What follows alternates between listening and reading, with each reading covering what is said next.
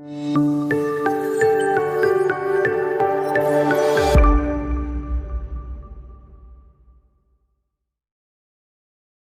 for me, I couldn't fathom that. I'm like, so what? Why is God white?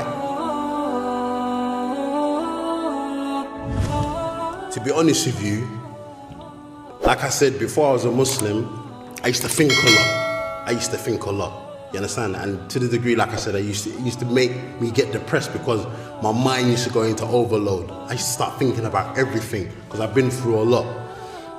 Now, when I started looking into religion, I started looking at society and looking at everything that I see, and I say to myself, everything has a purpose.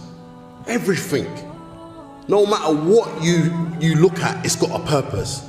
This microphone, this monitor, mobile phone, the bathroom, the camera, my jacket, my shirt, my trainers, everything has got a purpose. Then how all of a sudden, me as an individual, I don't have no purpose? I start asking myself, you know what? I know no matter what, I'm gonna die. No matter what, it doesn't matter where I hide. I can go live in the desert. I can go and live in lofty mountains. I know no matter where I go, I'm gonna die. So I start asking myself, wait, am I created for no reason? What's the point of me being on this earth and then just living and then, having a family, buying a house, having some luxuries, bam, I'm gone. Don't make no sense.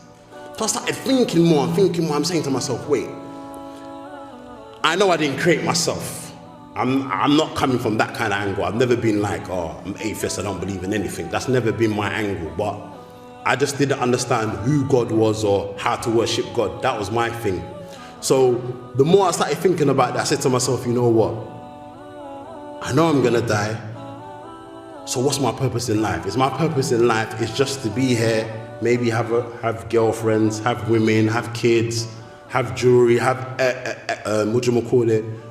I don't know, luxury things, and then I'm just gonna die. I said, this don't make no sense. It don't make no sense because then God created me for a silly reason. So I started thinking, what's my purpose of life? And that's when you start looking at things like, the prophets. I start reading about the prophets. I start reading about the prophet Moses and whatnot. And I noticed one thing when I started looking into all the prophets. They all call to the same thing. They all call to worshiping one God. You will never find evidence from any prophet or messenger where they call to other than that. And if you look at the religion of Islam, what does it emphasize on? It emphasizes on Tawheed, worshiping one God, directing your worship to one God, not associating partners with God. And one of the things when I looked into Islam, I asked the people who were Muslim, I was saying, wait, but you don't worship Muhammad though? Like, you do everything he does, like, what's all that about?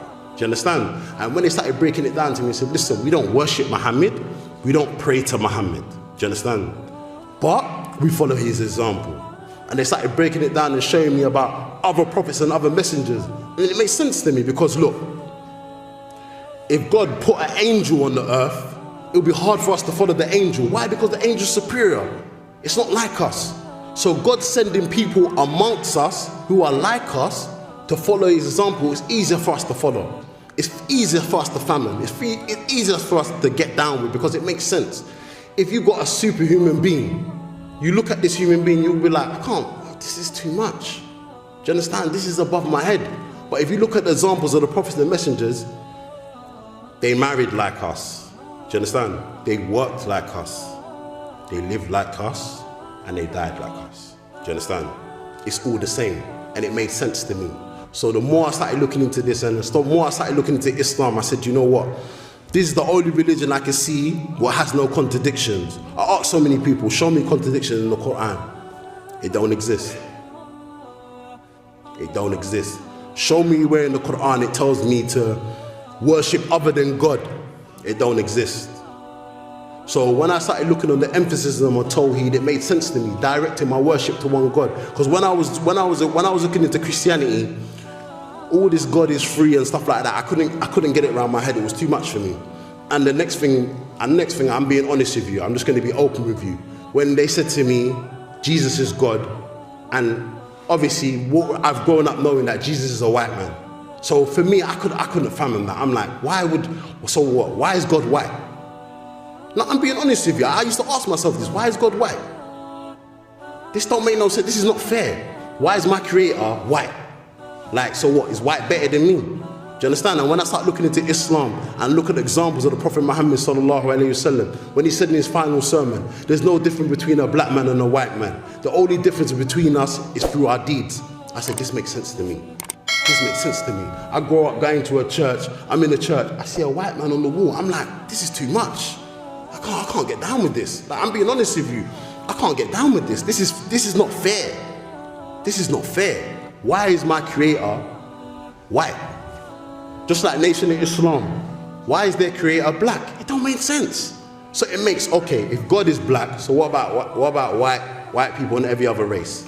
How are they gonna feel? Do you understand? So it's the same thing. So when I started looking into Tawheed and looking at the values and the teachings of Islam, I said, you know what? This makes sense to me. And it was easy for me to accept Islam after that. So that was the main reason for me taking Islam as my religion.